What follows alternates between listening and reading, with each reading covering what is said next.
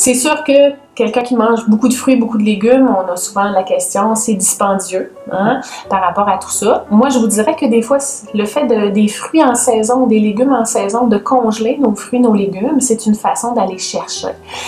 Des fois, des fruits, des légumes, surtout les légumes qui vont être un petit peu flétris, on pourrait les faire en potage, on pourrait les faire en soupe, d'aller vraiment avec les spéciaux, les légumes de saison.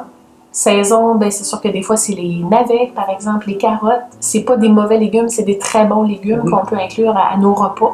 Des fois, les carottes, ben ça peut être de faire sous forme de potage, de faire sous forme de salade. À un moment donné, on peut varier un petit peu tout ça.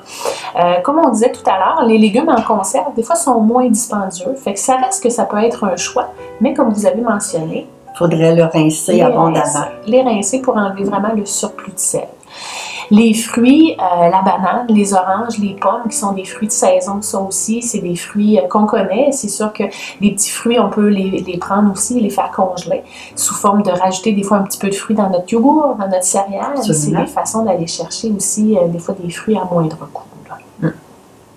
Moi, quand je prépare mes soupes, je m'assure de mettre au moins 7 à 8 légumes dedans, différents. Et on stérilise nos pots. On les conserve au frigo. On peut les conserver plusieurs mois. Exactement.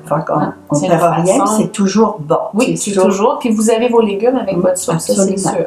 On peut faire la même chose des fois sous forme de potage, qu'on va même mettre congelé avant de rajouter le lait, par exemple. C'est une façon, ça aussi, quand les brocolis sont en promotion, bien vraiment d'opter pour ça. Puis des fois d'en faire congeler en portions individuelles. Ouais. Pensez-vous que les légumes congelés ont autant de valeur nutritive que les légumes frais, par exemple? Oui, absolument. Oui, il n'y a vraiment pas une grande perte de légumes, de vitamines, de minéraux quand on a les légumes congelés. Souvent, ils sont surgelés rapidement. À la maison, ce qu'on fait, c'est de les faire blanchir quelques minutes aussi. Fait que le fait que c'est rapide, quelques minutes, il n'y a pas une grande perte de vitamines. Pour garder le plus de vitamines, quand on fait cuire nos aliments, nos légumes, entre autres, avez-vous une idée des meilleurs modes de cuisson? On peut utiliser le micro-ondes ou ça prend presque pas d'eau. Exactement. Avec les bons plats de cuisson au micro-ondes, c'est une façon de faire. Et on peut se préparer des soupes aussi qu'on met dans des pots. On fait stériliser. Alors, on peut en avoir pour assez longtemps, puis on n'hésite pas à mettre des légumes abondamment. Exactement, une façon des fois à moindre coût, c'est de faire, quand il y a des promotions aussi, de faire vraiment des grandes quantités, les mettre stérilisés en pot des soupes. Ça peut être congelé aussi, qu'on va faire blanchir, comme on disait. Ça peut être des fois des légumes un petit peu plus flétris, si on veut, qu'on va justement les utiliser pour faire les soupes et tout ça. Mode de cuisson rapide, cuisson micro-ondes, vous en avez parlé. Cuisson aussi à la vapeur, qu'on va juste faire, les légumes ne tremperont pas dans l'eau, donc c'est une façon de maintenir aussi l'apport en vitamines, en minéraux. Du côté des fruits, bien sûr que les fruits en conserve peuvent aussi être un dépanneur. L'inconvénient, c'est qu'ils sont mis en conserve dans le sucre. Hein? Donc, c'est de choisir des sirops légers, des rincés, ça aussi pour enlever le surplus de sucre qu'on n'a pas besoin. De choisir des légumes, des fruits en boîte. Oui, en conserve. Ils sont conservés au niveau du sucre. On peut les rincer. On peut choisir des fruits en conserve dans l'eau, pour que à ce moment-là, il n'y a pas de sucre rajouté. C'est le sucre naturel des fruits qui sont là. On peut rajouter des fois en saison de se mettre congelé aussi des petits fruits, les bleuets, les framboises, et on peut se rajouter ça dans notre céréale, par exemple. Donc, on rajoute un petit peu dans notre céréale, dans notre yogourt, ça finit par faire une portion de fruits qu'on peut consommer. Des smoothies, est-ce que c'est des choses aussi que vous utilisez? Oui, les smoothies, parce qu'on ne met pas de sucre. On utilise du yogourt et voilà. Ça peut être le lait, ça peut être les petits fruits, les fruits congelés, une banane qui est un petit peu flétrie aussi, qui va très bien faire l'affaire dans un smoothie. Oui. Fait que c'est une façon de récupérer nos fruits, de s'assurer d'avoir nos portions. Par rapport aux légumes, les crudités, il y a certaines personnes, c'est plus difficile de digérer certaines crudités. Est-ce que c'est nécessaire d'avoir des crudités? Je vous dirais que c'est une façon, ça aussi, d'intégrer des légumes. Il y a certaines personnes, des fois, je vous dirais, le truc, c'est de les intégrer vers la mi-repas, au niveau des salades, au niveau des crudités, parce que ce n'est pas les premiers aliments qui vont intervenir dans notre système digestif. Et voilà. Donc, des fois, de commencer notre repas avec un petit peu de viande d'accompagnement et par la suite d'intégrer certaines crudités, c'est des choses, des fois, qu'on va avoir une meilleure tolérance. Il y a un truc aussi que j'ai développé, moi, par nécessité, c'est de mâcher beaucoup. Mastiquer beaucoup. Beaucoup nos aliments. Pas hésiter. Moi, je compte. Ça m'amuse, mais je suis sûre d'avoir réussi mon coup. Puis on mange beaucoup moins. Puis ça vous aide aussi du côté de la digestion de certains Absolument. aliments. Parfait. Bien, vous savez, un repas devrait prendre entre 20 et 30 minutes. Hein? Souvent, on court après le temps et après 10 minutes, on a terminé notre repas. Mais notre estomac, des fois, nous en demande parce que lui, il n'a pas reçu la satiété. Donc, c'est important, comme vous dites, de vraiment bien mastiquer nos aliments pour la digestion et vraiment pour aussi calmer notre appétit. Calmer l'appétit, justement, j'aurais une question. On parlait du truc du grand verre d'eau avant notre repas. Est-ce que c'est utopique ou que c'est réel? Ça peut être réel. Je vous dirais que des fois, le verre d'eau, ça prend de la place dans notre estomac. Fait que des fois, ça peut faire qu'on va manger un peu moins. Fait que c'est pas mauvais pour calmer l'appétit. Okay. Oui, vraiment. Donc, c'est bon. C'est pas mauvais. Madame Gauthier, est-ce que du côté des poissons, avez-vous une idée de combien de repas de poissons qu'on recommande par semaine? Moi, je dirais, si on veut être raisonnable, minimum 3 poissons par semaine. Je vous dirais que si on peut au moins atteindre 2 repas de poissons par semaine, c'est sûr qu'en allant vers le 3, comme vous dites, c'est vraiment l'idéal. Oui. On parle des poissons gras, les bons poissons pour la santé du cœur. Avez-vous une idée de quel poisson? Absolument, saumon, oui. La truite, le maquereau. Le maquereau, le hareng. Ah, le hareng. La sardine, le thon, le flétan du Groenland font partie des bons poissons gras. Des fois, les gens vont nous parler des fruits de mer.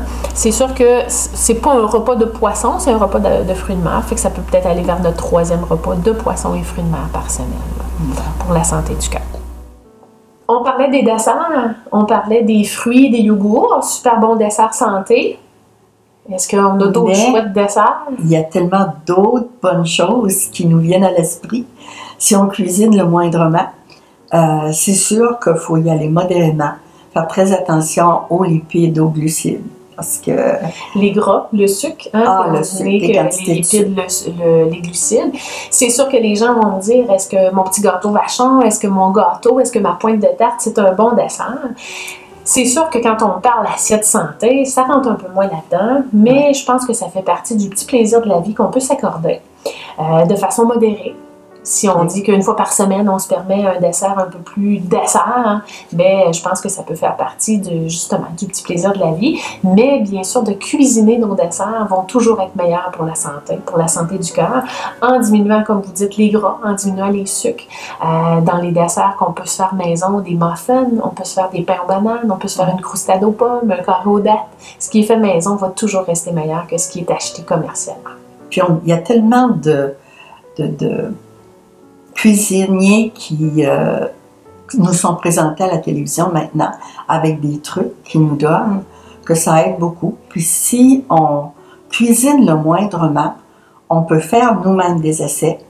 Puis on réalise que l'exemple comme moi, j'ai appris que si quand je fais mes carrés aux dattes, si au lieu de mettre de la cassonade dans mes dattes quand je les cuis, je mets du jus d'orange, ben déjà, j'ai éliminé beaucoup de glucides. Une quantité de sucre, exactement. Puis, je suis plus fière de moi, alors. Oui. Puis, ça ne change pas le goût. Les dattes sont déjà sucrées, alors on va aller enlever une partie du sucre pour mettre du jus d'orange, donner un petit goût différent. Absolument. Avez-vous le truc aussi avec de la compote de pommes? La compote de pommes, moi, je la fais avec un petit peu de sirop d'érable. Et on peut remplacer dans des desserts maison une partie du gras par de la compote de pommes pour justement diminuer notre apport en gras. Ah bon? Alors, jusqu'au tiers de notre recette, on peut substituer, enlever complètement une partie de gras, remplacer par de la compote de pommes. Je vous dirais surtout dans des recettes de muffins, de biscuits de gâteau, puis là aussi, vous ne verrez pas la différence. C'est bon à savoir. On va appliquer ça. On va l'appliquer. Les meilleurs breuvages qu'on devrait avoir tous les jours, vous pensez à quoi? C'est sûr qu'un verre de lait. Oui. Au moins un verre de lait. Puis de l'eau. Il faut penser que notre corps a vraiment besoin d'eau. Il fonctionne à l'eau. Fait que l'eau, monsieur et madame tout le monde qui n'ont pas de problème de santé particulier, qui n'ont pas un médecin professionnel qui leur a dit de diminuer leur consommation d'eau ou de liquide, je vous dirais qu'il faut boire au moins l'équivalent d'un 6 verres d'eau par jour. À ça, c'est sûr qu'on peut remplacer l'eau. Est-ce qu'on peut remplacer l'eau par d'autres liquides? Bien, les thés, les cafés, c'est sûr que c'est des moins bons hydratants pour la santé. Côté du thé-café, est-ce que vous savez la consommation qu'on devrait maximum par jour? Café, moi, c'est sûr. Là, pour moi, ce serait 2 maximum par jour. Mais la mode est au café. Tout le monde a son verre de café Ça tout le tasse temps. de Puis café. c'est- Thé café, je vous dirais, il y a un peu moins de caféine, surtout la théine dans le thé, mais on devrait aller à 3-4 tasses maximum de thé et café par jour. Et comme vous dites, c'est des petites tasses de une tasse et non les grosses tasses de Ben, café, les gros refils qu'on va avoir. Du côté des bons hydratants, l'eau bien sûr, l'eau embouteillée, l'eau fraîche, l'eau de notre municipalité, là, c'est sûr que c'est toute de la bonne qualité. Du côté des eaux, il y a des eaux aromatisées des fois, il faut vérifier parce que des fois, il y a beaucoup de sucre de rajouter dans certaines eaux. L'eau minérale, il faut vérifier aussi parce que des fois, c'est le sel qui est des fois dans certaines eaux aromatisées, les eaux minérales, qu'il faut aussi faire attention. Ben oui, quand on a un régime sans sel, automatiquement, on s'habitue à lire les étiquettes tout le temps. Exactement. Alors, ça nous aide pour tout le reste aussi. Là. Oui, c'est pas juste pour un aliment, c'est vraiment une habitude qu'on va prendre de lire les étiquettes. Je vous dirais que le jus fait partie d'un fruit, bien sûr, mais c'est toujours mieux de manger nos fruits que de les boire.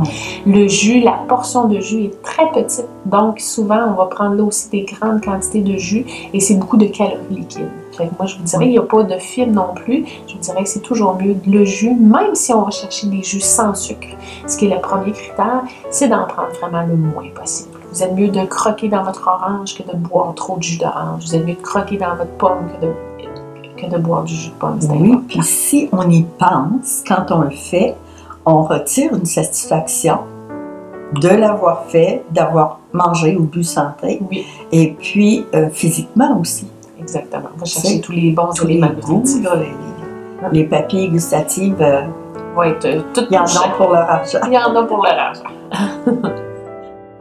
Si vous avez besoin d'informations supplémentaires sur l'assiette santé, sur toute information en nutrition, n'hésitez pas à communiquer avec votre centre de santé et une nutritionniste pourra sûrement répondre à vos questions.